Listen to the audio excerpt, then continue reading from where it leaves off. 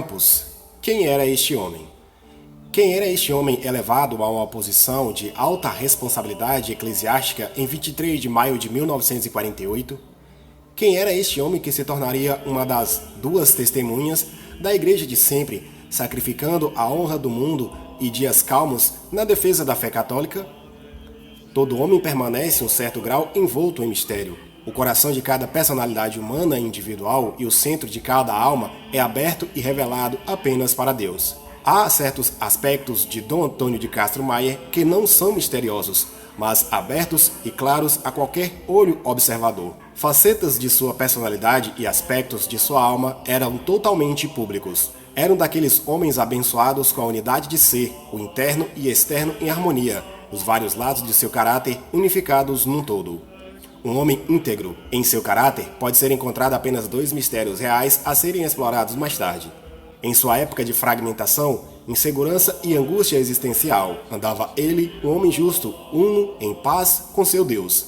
Nesta foto do novo bispo de Campos, sagrado em 1948, a autoridade descansa confortavelmente em seu possuidor. Há aquilo no rosto que qualquer um chamaria de bom grado de senhor. Todos que o conheciam, e especialmente aqueles que foram afortunados o bastante para conhecê-lo, bem atestam esta autoridade, um dom dado por Deus. Eles não podem falar do homem e mencionar seu nome sem suas vozes e comportamento assumirem uma espécie de temor e reverência.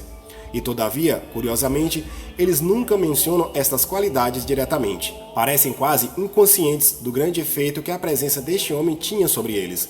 Sua atitude e vitalidade criavam estima em todos que o encontravam, uma estima próxima da veneração. Ainda quando essas mesmas pessoas falavam diretamente de seu jeito, quando escreviam aquelas qualidades especiais que o fazia único, falavam primeiro da sua humildade, sua simplicidade, sua inocência. Modesto em sua juventude, permaneceu um homem humilde por toda a sua vida, nunca se promovendo nem trabalhando para garantir o avanço da sua carreira quando jovem. Permaneceu distante das honras do mundo e muitas vezes mesmo de seus simples prazeres. Durante sua enfermidade final, que foi longa, seu médico expressou espanto por nunca ter ouvido aquele homem reclamar sequer uma vez, pouco importasse quanto desconforto ou dor experimentava. Quando seus padres tiveram de cuidar dele por causa do seu estado enfraquecido, nunca o ouviram se queixar. Dependia de seus padres para suas refeições. Perguntavam-no: prefere mamão ou banana de fruta? Replicava: você escolhe. Mas temos as duas, qual você prefere? Respondiam: tanto faz, você escolhe. As graças de Deus eram abundantes.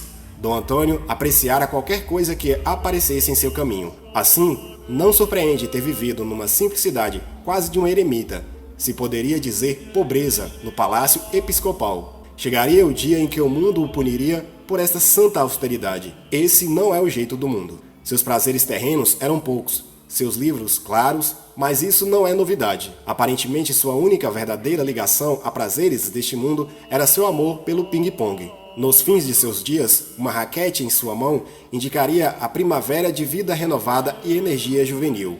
Uma raquete em sua mão extrairia do mistério íntimo de seu ser um desejo competitivo invisível. Com zelo, ele desafiaria seus padres, os fiéis da diocese ou as crianças que o visitavam. A batalha de dentro e fora da raquete, na bolinha branca de plástico sob o revestimento verde, na mesa, lhe dava grande alegria. Instituiu um campeonato especial, e quando já eram passados seus próprios dias como jogador, ainda se deliciava assistindo aos 400 meninos de toda a diocese mostrarem suas habilidades e avançarem os postos, raquetes em mãos, até a vitória final. Um troféu especial viajava toda a primavera para a paróquia, cujos moços mostraram a mais extraordinária proeza na competição de ping-pong daquele ano. Tinham a habilidade de mover-se entre seus fiéis e misturar-se com eles na vida cotidiana, sem de qualquer maneira diminuir ou desfigurar sua autoridade. Sentia-se tão confortável oferecendo uma missa solene no Natal ou Páscoa, diante de uma multidão abarrotada na Basílica do Santíssimo Salvador, em Campos, uma igreja elevada ao status de basílica através de seus esforços, como a oferecer uma bênção à turma da primeira série em sua pequena cerimônia de formatura. Viveu a vida de sua diocese com os fiéis em todos os seus aspectos, em toda a faceta possível da existência do dia a dia, e contudo, sempre manteve sua dignidade como seu bispo. Serviria, como acólito, enquanto era bispo, a missa de seus jovens padres. O fazia sem falsa humildade e sem nunca fazê-los se sentir desajeitados. Não havia nada sobre sua própria missa que a fizesse extraordinária, nada que a distinguisse. Era um bispo, sim, foi além disso um artesão, como foi seu pai, fazendo bem seu trabalho e na melhor de suas habilidades, mas ao mesmo tempo ciente de que estava fazendo um trabalho. Sua atitude foi sempre arregaçar as mangas e trabalhar, e fazer este trabalho sem pretensão ou esperança de elogios. As palavras do escritor inglês Evelyn Waugh vêm à mente. Numa carta escrita em 1964 ao Catholic Herald, Waugh alertava para os perigos da renovação explosiva dos inovadores do Concílio Vaticano II, que desejam mudar o aspecto exterior da Igreja. Ele chegava a descrever sua própria conversão, especificamente aqueles aspectos da fé que o levaram à Igreja. Aquela atração estranha que mais o atraía, dizia, era o espetáculo dos padres e seus ajudantes na missa rezada, subindo lentamente o altar sem dar uma olhada sequer para saber os muitos ou poucos que tem em sua congregação, um artesão e seu aprendiz, um homem com um trabalho que apenas ele é qualificado para fazer. O relato é uma descrição apropriada do trabalho do bispo de Campos. Um de seus padres o descreve nestas palavras: ele foi um homem de grande simplicidade, tinha a alma de uma criança. Nunca falou mal de outros e se recusava a acreditar, às vezes para sua tristeza, que os outros pensariam ou falariam mal dele. Amava crianças e aproveitava as ocasiões quando podia estar com elas. Era em seu tranquilo modo uma delas. Também permaneceu uma criança, em sua devoção às suas mães, sua mãe terrena e sua mãe espiritual.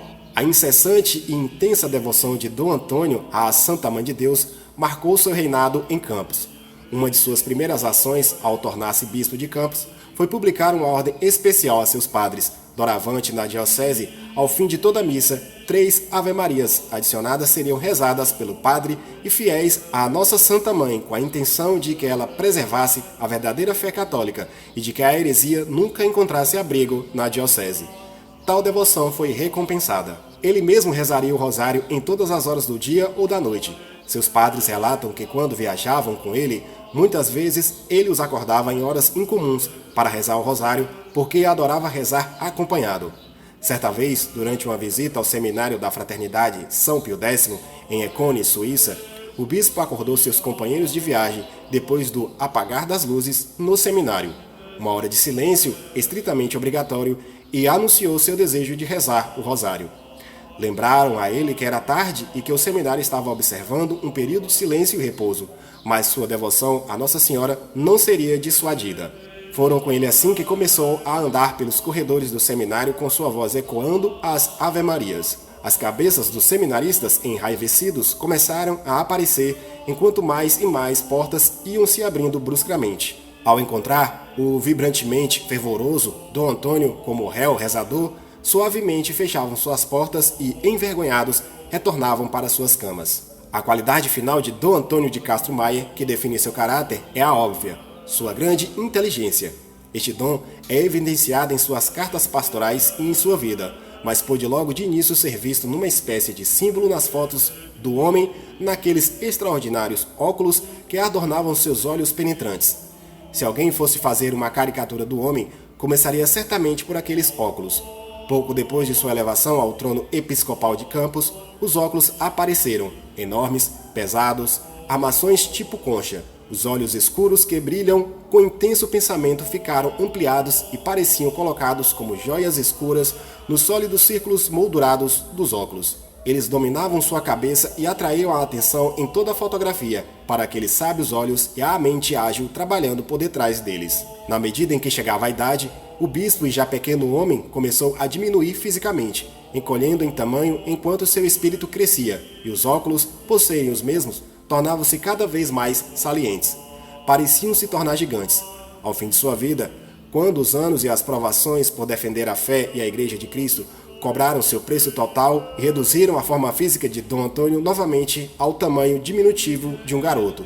Os óculos tomavam muito do espaço na menor tela da face e servia como prisma escuros, radiando a inteligência para fora em fluxos de sábias luzes.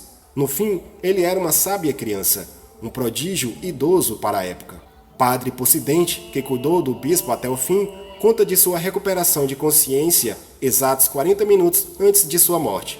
Embora seu corpo estivesse reduzido ao desamparo, embora ele pudesse respirar com muita dificuldade, e embora a fala agora fosse algo do passado, seus olhos estavam completamente vivos. Eles cintilavam com a verdadeira luz que iluminava todo homem e que veio a este mundo. A luz que este bispo conheceu, recebeu e intensificou. Brilhavam com a verdadeira luz que não pode se apagar. Louvado seja nosso Senhor Jesus Cristo, para sempre seja louvado e sua Mãe Maria Santíssima.